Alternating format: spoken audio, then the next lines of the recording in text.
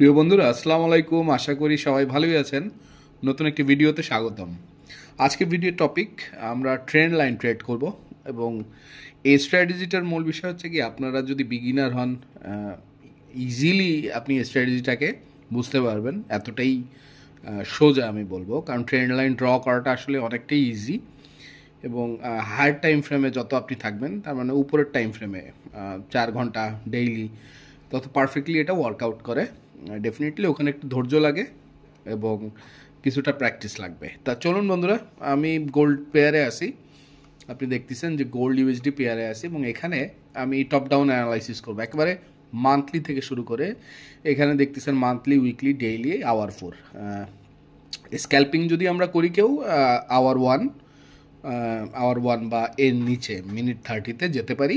But swing trade যারা করবো আমরা, তারা ডেফিনেটলি 4 ঘন্টার নিচে নামবো না। ওকে ওকে বন্ধুরা, এখানে রুল একটা, যে আপনার ট্রেন্ড লাইন কনফার্ম হবে অনলি যখন 3টা টাচ হবে।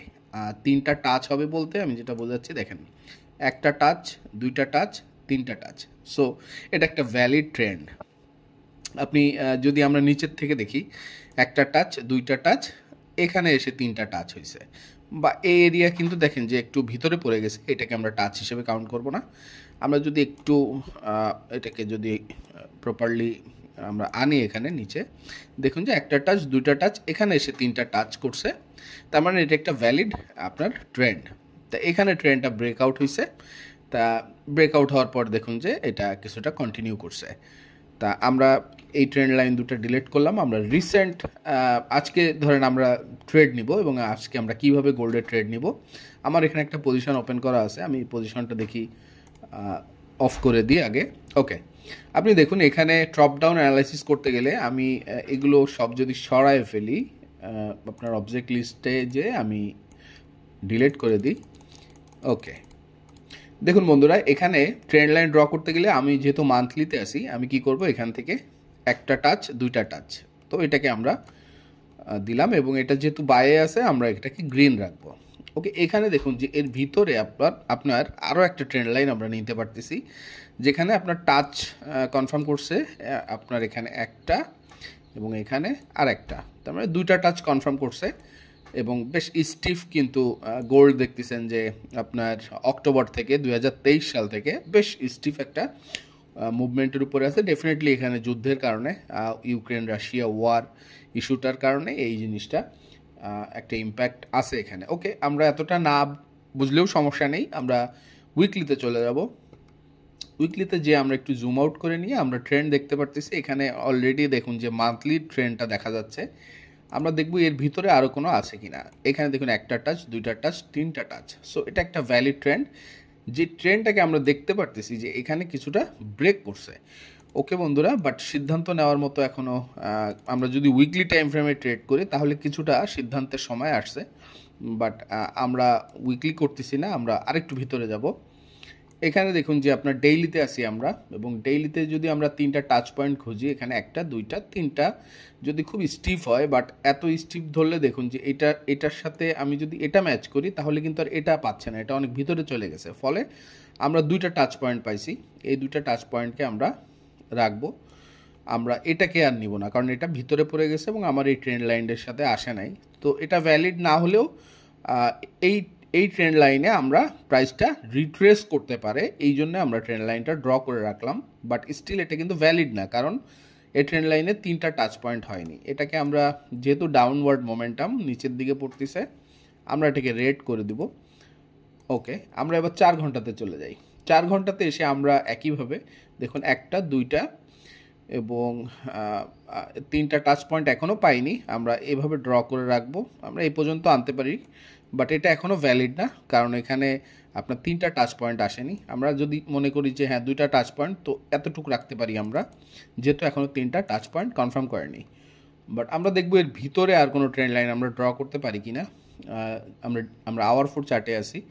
এখন এখানে 1টা টাচ, 2টা টাচ, 3টা টাচ, তাহলে এটা একটা ভ্যালিড কিন্তু আপনার ট্রেন্ড লাইন। আপনারা বুঝতেছেন কিনা বন্ধুরা? দেখুন যে এই ট্রেন্ড লাইনটা কনফার্ম না করলেও এখানে কিন্তু 1টা, 2টা এবং 3টা টাচ পয়েন্ট দিয়ে এই ট্রেন্ড লাইনটা কনফার্ম করছে। এবং অনেকটা এই ট্রেন্ড লাইনটা কিন্তু ব্রেকআউট করার কাছাকাছি আছে। এবং আমরা যদি এটাকে এই গ্রিন লাইনটাকে ফলো করি, এটা ছিল আপনার উইকলির একটা, দুইটা, তিনটা এবং ভ্যালিড উইকলির একটা টাচ পয়েন্টের ট্রেন্ড লাইন, যেহেতু তিনটা টাচ আছে। এবং উইকলির ওই ট্রেন্ড লাইনটা কিন্তু ব্রেকআউট করে লিকুইডিটিটা নিয়ে এটা টেস্ট করতেছে আপনার এই সাপোর্ট এরিয়াটা।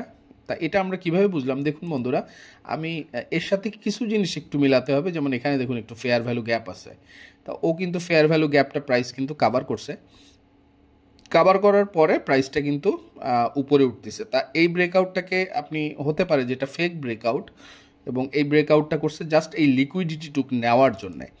তা একটুক যদি আমরা বুঝি, লিকুইডিটিটা যদি নিয়ে ফেলে এবং প্রাইসটা যদি উপরে আসে এবং এখানে এই ট্রেন্ড লাইনটাকে যদি এবার ব্রেক করে, তাহলে কিন্তু আপনি কয়েকটা কন্ডিশন পেলেন যে আপনার লিকুইডিটিটা নেওয়া হয়ে গেছে মার্কেটের, এবং ট্রেন্ড লাইনটা আপনার উইকলির এই ট্রেন্ডটাকে সাপোর্ট হিসেবে ধরছে, এবং আপনার প্রাইসটা যদি এবার ব্রেক করে, তো এটা একটা ভ্যালিড ব্রেক হতে পারে, যেটা আপনি মিনিমাম এক্সপেক্ট করতে পারেন যে ব্রেকটা হলে এটা প্রাইসটা অ্যাটলিস্ট আপনার এই যে ট্রেন্ড লাইনটা আপনার দুইটা টাচ হয়েছে, একটা দুইটা, এবং তৃতীয় টাচের জন্য অপেক্ষা করতেছে, এই পর্যন্ত অ্যাটলিস্ট যাবে। এবং পরবর্তীতে এটা এখানেও যেতে পারে, কারণ এখানেও একটা দুইটা টাচ পয়েন্ট কনফার্ম করছে, থার্ডটা টাচ পয়েন্ট কিন্তু এখনও কনফার্ম করে নাই। তো এখানেও যেতে পারে, বা এটাকে ব্রেক আউট করে কিন্তু উপরের দিকেও যেতে পারে। তো এখানে আমরা যদি এখানে অর্ডার প্লেস করি, এটা ব্রেক করার পর আমাদের এখানে রুল থাকবে কি? রুল থাকবে স্বাভাবিকভাবেই যে আমরা কিন্তু আপওয়ার্ড মোমেন্টামের সাথে আসি উইকলি, ফলে আমরা এখানে স্টপ লস দিব আমাদের অপোজিং যে এরিয়াটা আছে, লাইক আপনার এই এরিয়াটা কিন্তু অপোজ করতেছে। তো ট্রেন্ড লাইন এটা যে ক্যারি ফরওয়ার্ড করে, যে এই ডাউনওয়ার্ড মোমেন্টামটা যদি নিচের দিকেই যায়, তাহলে কিন্তু এটা ভেঙে নিচের দিকে যাওয়া শুরু করবে। তার মানে আমাদের স্টপ লসটা ডেফিনেটলি লজিক্যাল হচ্ছে এর নিচে রাখা। আমরা এর নিচে স্টপ লসটা রাখবো। আমরা এই স্টপ লসটাকে আর দীর্ঘায়িত করবো না। আমার ট্রেন্ড লাইনটা যদি এটা কনফার্ম না করে আমাদের ডাউনওয়ার্ড মোমেন্টামটাকে ক্যারি অন করে, তাহলে সেটা ক্যারি অন করতে গেলে এটার যে লোটা, অর্থাৎ এই সাপোর্টটা, এটাকে ভাঙতে হবে। এবং সাপোর্টটা ভাঙার সাথে সাথেই কিন্তু আমরা বুঝে যাব যে এটা ডাউনওয়ার্ড মোমেন্টামেই যাবে, আপওয়ার্ড মোমেন্টামে থাকতেছে না। ফলে আমরা আর এখানে থাকবো না, আমরা ডাউনওয়ার্ড মোমেন্টামের দিকে আবার ট্রেড নেওয়া যায় কি না সেভাবে প্রস্তুতি নিতে পারি।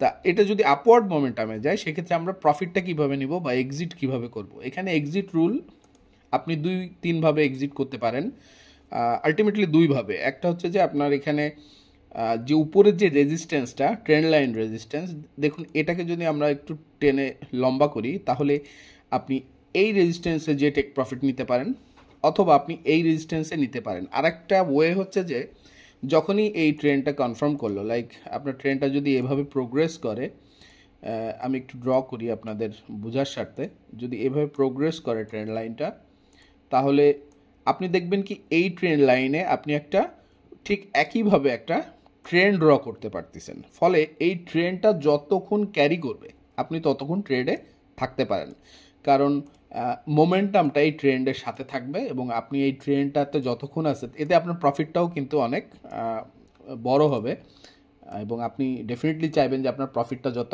বড় হোক। সেক্ষেত্রে আপনি এক্সিট করবেন কিভাবে? যে আপনার যখনই এই মোমেন্টাম ট্রেন্ড লাইন, আপনি নতুন যেটা আপ ট্রেন্ডই, আমি এটাকে একটু গ্রিন করে দিই, এটাকে যখনই ও ব্রেক করবে, আপনি তখনই কিন্তু মার্কেট থেকে আপনাকে বেরোয় আসতে হবে, কারণ তখনই আপনাকে কনফার্ম করলো প্রাইস, বা ইন্ডিকেশান দিল যে আমি আর আপওয়ার্ড মোমেন্টামে থাকতে চাচ্ছি না, বা না থাকার সম্ভাবনাটা বেশি হচ্ছে। ফলে আপনাকে তখনই মার্কেট থেকে বেরোয় আসতে হবে।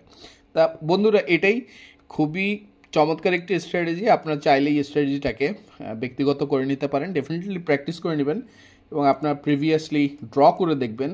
আপনারা চাইলে 4 ঘন্টাতে ড্র করবেন, আমি ইনিশিয়ালি বলবো 4 ঘন্টায়। দেখুন এখানে 1, 2, 3টা টাচ পয়েন্ট ব্রেক করছে, প্রাইসটা কিন্তু উপরে গেছে। এখানে দেখুন 1, 2, 3টা টাচ পয়েন্ট, এটা যখন ব্রেক করছে, ঠিক এখানে ব্রেক করে এটাকে টেস্ট করলো, টেস্ট করে আপনার উপরে যাওয়া শুরু করছে। আমরা ডেফিনেটলি আমাদের স্টপ লস থাকবে এখানে। এবং দেখুন যে আপনি যদি এক্সিট করতেন, এখানে আপনি ট্রেন্ড লাইনটা ড্র করে নিলেন, এবং ট্রেন্ড লাইনটা ব্রেক করছে এখানে এসে, তাহলে এই ট্রেন্ড লাইনটা যখনই ব্রেক করলো এখানে, তখনই কিন্তু আমরা ট্রেড থেকে বেরোয় আসবো। এতে করে আমার প্রফিটটা কিন্তু অনেক বেশি হলো। আমার স্টপ লস দেখুন যে বেশ কম, তার তুলনায় আমরা প্রায় 7-8-10 গুণ কিন্তু প্রফিট পাচ্ছি। আপনি এটা প্রত্যেক জায়গায় রিপিট হচ্ছে। আপনি যদি দেখেন এখানে 1টা 2টা 3টা টাচ পয়েন্টটা যখনই এখানে ব্রেক করলো কিছুটা রিট্রেস করছে এবং এটা কিন্তু ক্যারি ফরওয়ার্ড করছে। আপনি এখানে কতদূর প্রফিট নেবেন তার জন্য এর সাথে আপনি ট্রেন্ড লাইন ধরে আগাতে পারেন, অথবা আপনার প্রিভিয়াস যে সাপোর্টটা ছিল সেটা হচ্ছে এখানে, আপনি প্রিভিয়াস সাপোর্ট এরিয়াতেও প্রফিটটা নিতে পারেন। আশা করি বন্ধুরা কনসেপ্টটা ক্লিয়ার হলো।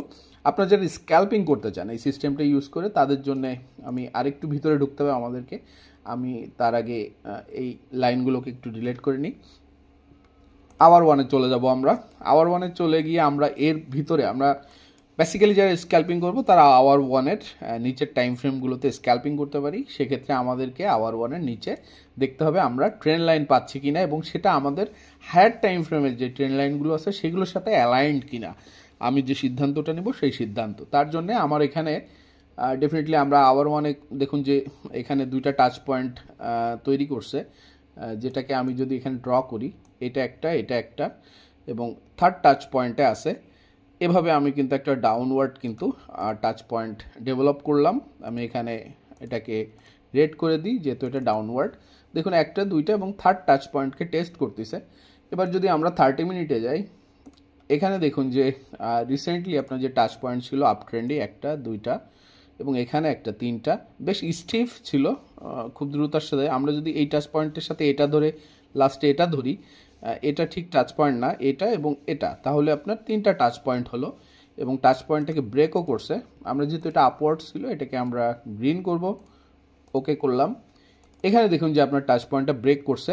আমরা এই ব্রেকে কিন্তু আমরা যদি এখানে একটা অর্ডার প্লেস করি, এর সাথে আমার মোমেন্টামটা কাজ করতেছে কোনটা, যে দেখুন যে আপনার 4 ঘন্টার যেই ডাউনওয়ার্ড যেই মোমেন্টামটা আপনার সেটার সাথে আমরা কিন্তু যাওয়ার চেষ্টা করতেছি। এবং যদি প্রাইসটা আসলেই এই ব্রেকআউটটাকে অ্যাগ্রি করে নিচের দিকে পড়ে, তাহলে কিন্তু ডেফিনেটলি 4 ঘন্টার এই মোমেন্টামটাকে তারা অ্যাগ্রি করবে। তা এটা অ্যাগ্রি করলে আমাদের স্টপ লসটা থাকবে এখানে, এবং আমরা টেক প্রফিটটা যখন নিব, আমি অলরেডি এখানে একটা অর্ডার স্ক্যাল্পিং করতেছি, এবং টেক প্রফিট যদি আমরা নিই আমরা কয়েকভাবে নিতে পারি। একটা হচ্ছে অ্যাডভান্স ওয়েতে আমরা নিতে গেলে আমরা দেখব যে আমাদের ফেয়ার ভ্যালু গ্যাপ আছে এখানে, যদিও এটা মিটিগেট করছে, ইনিশিয়ালি এখানে ছিল, এর ভিতরে উইক যেহেতু চলে আসছে এটা মিটিগেটেড, বাট স্টিল এটাকে ফিল আপ করতে আসতে পারে, ফলে এটা আমাদের ফাইনাল টার্গেট হতে পারে।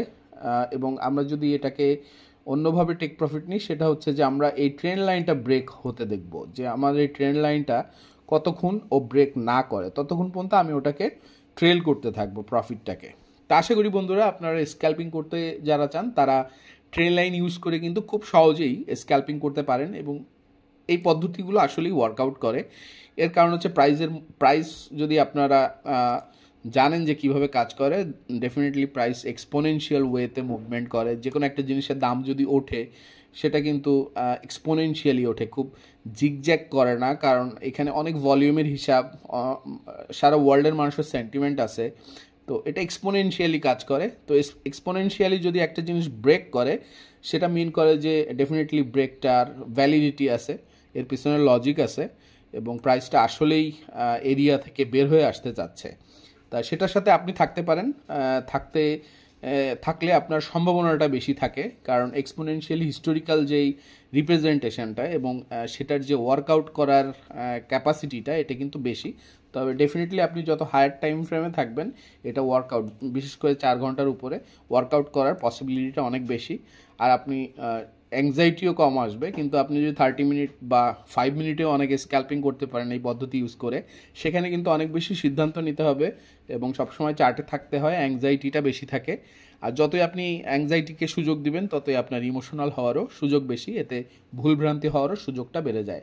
তো বন্ধুরা আশা করি ভিডিওটা ভালো লাগলো এবং কন্টেন্ট থেকে আপনারা কিছু শিখলেন, এবং ভবিষ্যতে আশা করি যে এই জাতীয় কন্টেন্ট আপনাদেরকে দিতে পারবো। চ্যানেলে যারা একেবারেই নতুন আপনারা কমেন্ট করবেন এবং চ্যানেলটা ফলো করে রাখবেন, এবং যদি কন্টেন্ট ভালো লাগে অবশ্যই অন্যকে জানাবেন শেয়ার করে, আর অবশ্যই সাবস্ক্রাইব করে রাখবেন। আর বন্ধুরা কোন ধরনের কন্টেন্ট চান আমি চেষ্টা করি যে কমেন্ট পড়ে সেই জাতীয় কন্টেন্ট দেওয়ার, আপনারা অবশ্যই অ্যাপ্রিসিয়েটেড, কমেন্ট করে জানাবেন।